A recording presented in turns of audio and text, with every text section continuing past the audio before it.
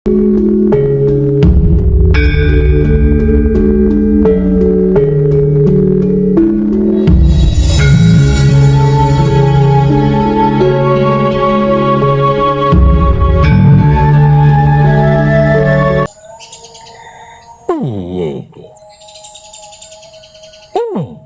yang membuat dan menjadikan saya harus meluap lagi sebagai sesama makhluk hidup yang berasal usul sama dan akan berakhir serupa. Sangat tidak tega saya, amat kasihan saya, terenyuh saya. Mungkin sebagian orang menyimpulkan hal ini lalu mengatakan saya sombong, takabur, jumawa, sok, dan lain-lain. Namun ini harus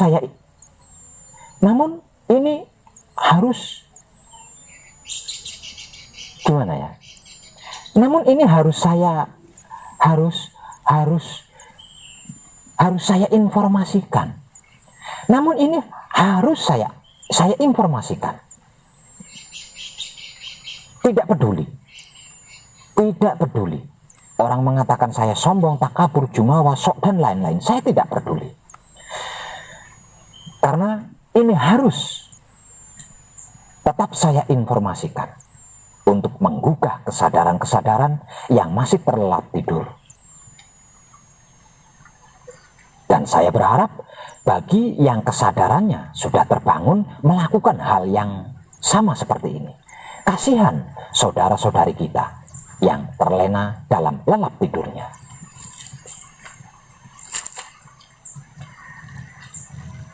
Itu pun barangkali mau dibangunkan. Kalau tidak, ya tidak apa-apa. Tidak percaya juga tidak apa-apa. Iya kan?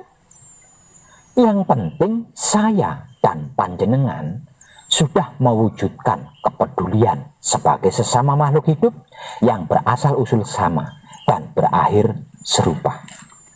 Selebihnya itu terserah masing-masing diri, iya enggak? Dan penggugah kesadaran hidup yang masih mati dari saya ini cukup sederhana kok, dan sangat masuk akal logika pemikiran dari sudut pandang manapun, yaitu seperti berikut ini. Panjenengan mengerti kan? Paham? Tahu apa dan bagaimana itu ateisme atau ateis? Singkatnya, ateisme atau ateis adalah sebuah sudut pandang filosofi yang intinya tidak percaya atau tidak mempercayai atau penolakan atau menolak akan keberadaan atau adanya Tuhan atau dewi-dewi, dewa-dewi. Dalam pengertian yang paling luas atau lebih luas, ateisme atau ateis adalah ketiadaan, kepercayaan atau keyakinan tentang keberadaan dewa-dewi atau Tuhan. Dan orang-orang yang pertama kali mengaku sebagai ateisme atau ateis muncul pada abad ke-18 yang lalu. Lalu, di dalam prakteknya di TKP, seperti apa dan bagaimanakah orang-orang ateisme atau orang-orang ateis atau orang-orang yang tidak percaya Tuhan dan dewa-dewi ini?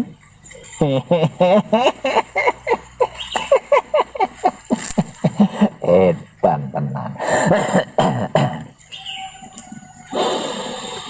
Ternyata di dalam prakteknya orang-orang ateisme atau orang-orang ateis atau orang-orang yang tidak percaya Tuhan atau dewa-dewi ini, mereka bisa berbuat baik kepada sesama makhluk hidup, bisa menghormati sesama makhluk hidup dengan cinta kasih sayang tanpa mendengarkan ajaran-ajaran agama apapun dan manapun yang katanya mengajarkan kebaikan dan cinta kasih sayang.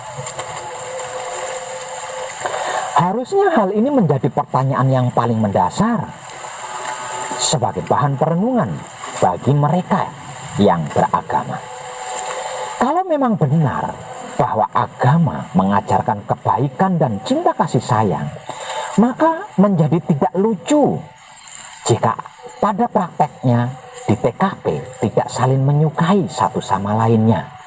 Jangankan cinta kasih sayang, menyukai saja tidak.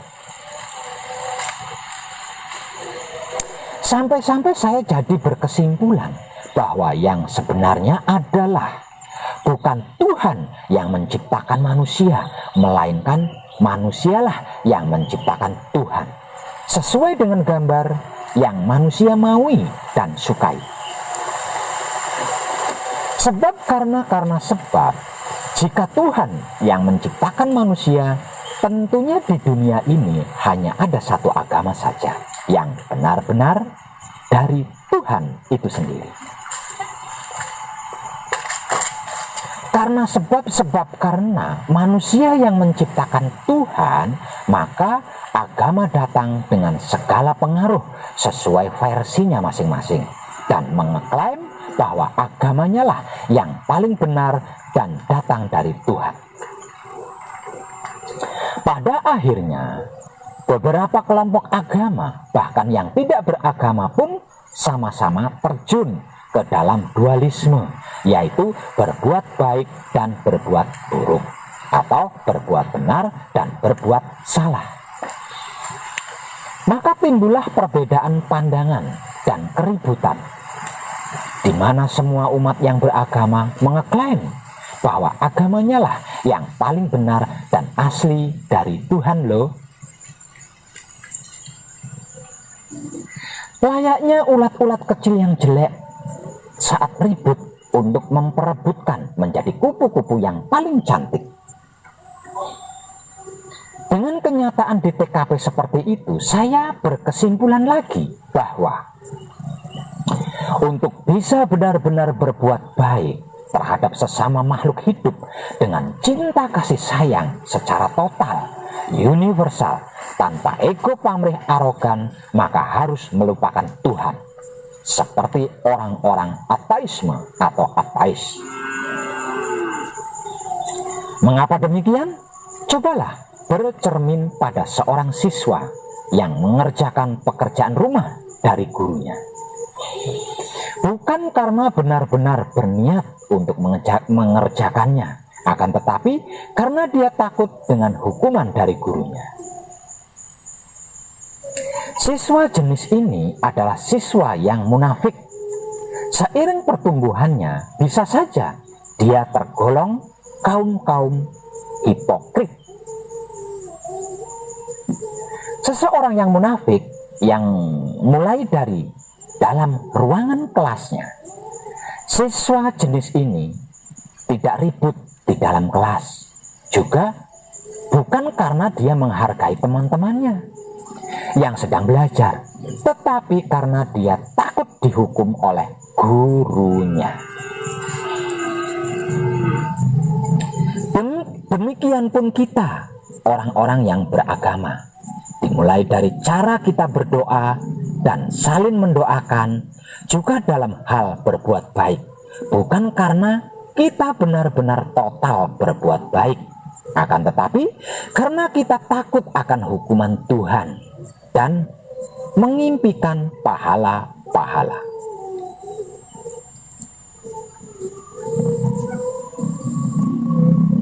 Menjadi ateisme atau ateis tidak hanya soal tidak percaya Tuhan, akan tetapi yang mengerti, memahami, mengetahui, dan mempraktekkan kebaikan serta cinta kasih sayang tanpa judul agama apapun, tanpa melalui agama manapun.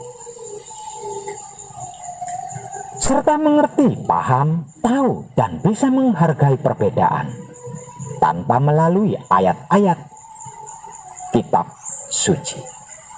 Dan setelah saya buktikan menjadi ateisme, lalu saya praktekkan di berbagai TKP, ternyata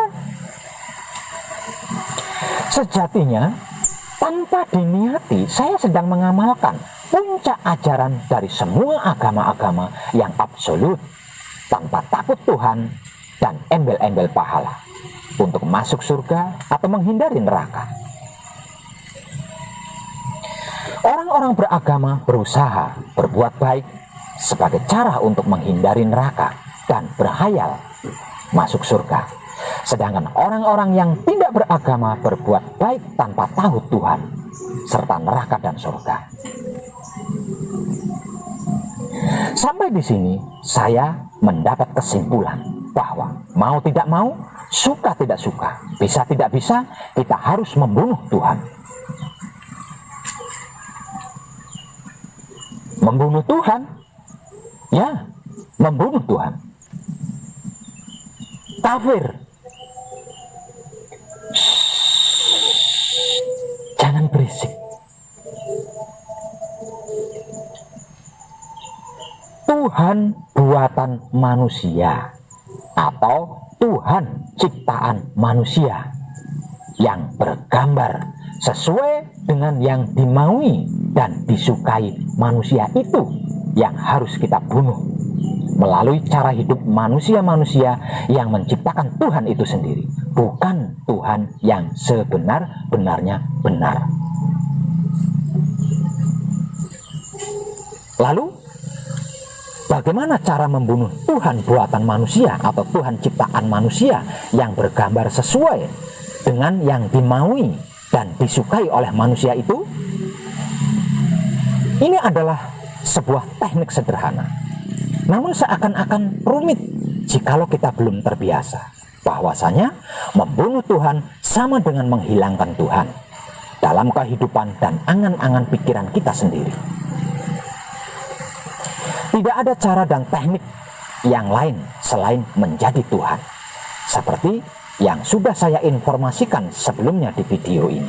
Sebelum video ini, coba simak video yang berjudul Cara Praktek Menjadi Tuhan.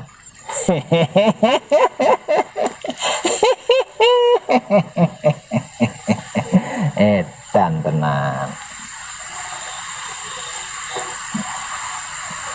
Pak Web, bagaimana cara menjadi Tuhan tapi tanpa harus mematikan ajaran-ajaran moral di dalam agama?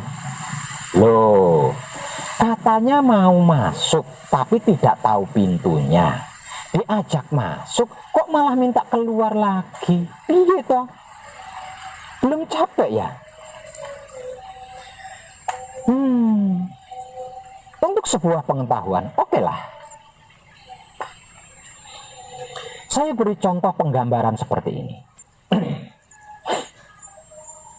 Si A ada seseorang yang sedang sakit. Sebut saja namanya si A. Si A sedang sakit. Ia terbaring lemah di sebuah rumah sakit dan membutuhkan 5 kantong darah untuk memenuhi proses penyembuhannya. Lalu salah satu dari anggota keluarga si A mengunggah status di akun media sosial bahwa dia membutuhkan 5 kantong darah dari golongan darah B yang sesuai golongan darah si A yang sedang sakit. Sontak teman-temannya di media sosial itu bersedia menyumbangkan darahnya. Setelah si A sembuh, keluarganya yang tadi mengunggah status lagi yang berisi ucapan terima kasih kepada para pendonor darah. Dari nama-nama pendonor yang disebutnya ada umat Hindu, Buddha, Islam, Kristen, Katolik, kepercayaan, kejawen, dan lain-lain sebagainya. Sebelum mereka mendonorkan darah mereka masing-masing, mereka lupa bertanya apa agama dari pasien itu. Tetapi tujuan mereka adalah menyembuhkan pasien tersebut. Bahkan mereka lupa bahwa walaupun berbeda keyakinan, berbeda kepercayaan, tetapi mereka memiliki golongan darah yang sama. Setelah pasien itu sembuh, baru mereka diam-diam mencari tahu bahwa pasien itu adalah seorang ateisme atau ateis, orang yang tidak percaya adanya Tuhan atau dewa-dewi. Sampai di titik ini, tanpa sadar mereka telah membunuh Tuhan ciptaan mereka sendiri tanpa mematikan ajaran-ajaran agamanya. Dan apabila para pendonor darah ini merasa menyesal bahwa mereka telah menyelamatkan nyawa seorang ateisme, maka mereka telah mencapai puncak ajaran Tuhan. Saya ulangi, dan apabila para pendonor ini tidak merasa menyesal bahwa mereka telah menyelamatkan nyawa seorang ateisme, orang yang tidak percaya Tuhan, maka mereka telah mencapai puncak ajaran Tuhan yang mereka anut melalui agama, yaitu tentang kebaikan dan cinta kasih sayang absolut.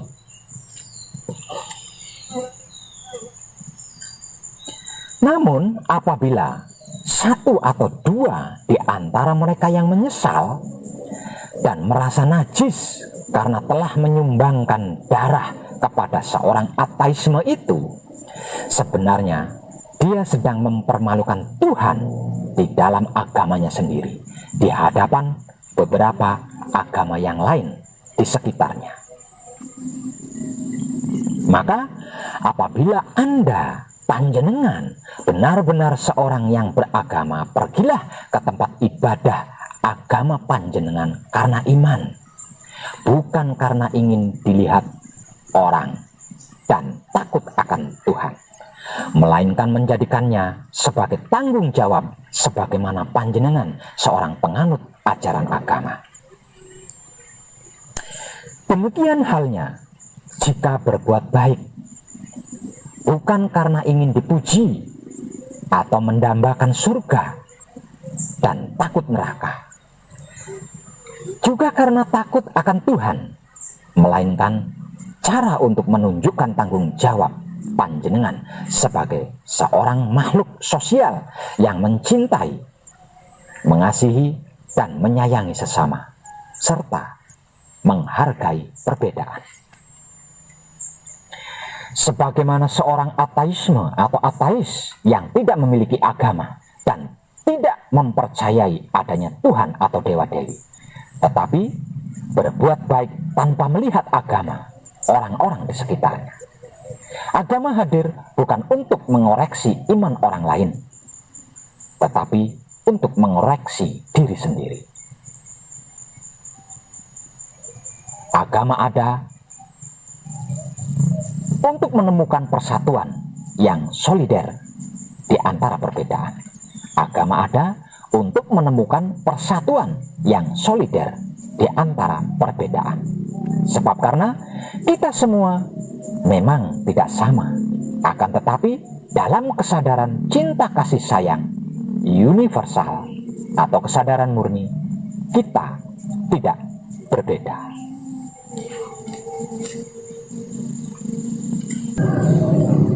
Para kadang kinasiku sekalian, panjenengan ngerti tidak? Paham tidak? Tahu tidak? Arti maksud dari istilah kata pergumulan atau pergulatan. Pergumulan atau pergulatan adalah istilah kata dari bagian seni bela diri atau olah kanuragan, dan terdiri dari berbagai teknik untuk menangani lawan saat dipeluk atau dalam cengkraman atau dalam genggaman. Teknik-teknik ini termasuk berbagai gerakan untuk mendapatkan posisi menguntungkan, berbagai tindihan, kuncian sendi yang bisa menjatuhkan, bahkan bisa mematikan.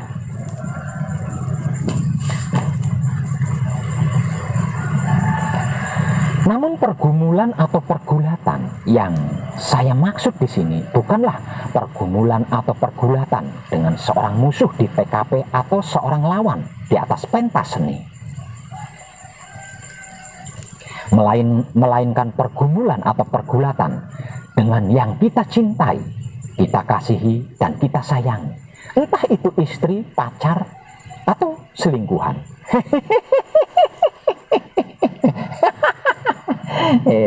Dan tenan asalale icik-icik. Panjenengan mungkin pernah kan merasakan pergumulan atau pergulatan yang saya maksud ini, baik secara fisik atau secara batin, dengan seorang yang panjenengan cintai, kasihi, dan sayang. Ketika lawan jenis panjenengan berada dalam kekuasaan puncak kuncian cinta kasih sayang panjenengan, asalale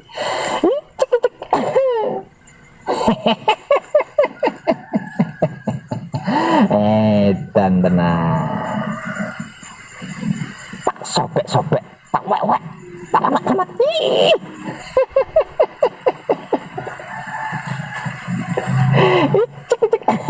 Asalale dan benar.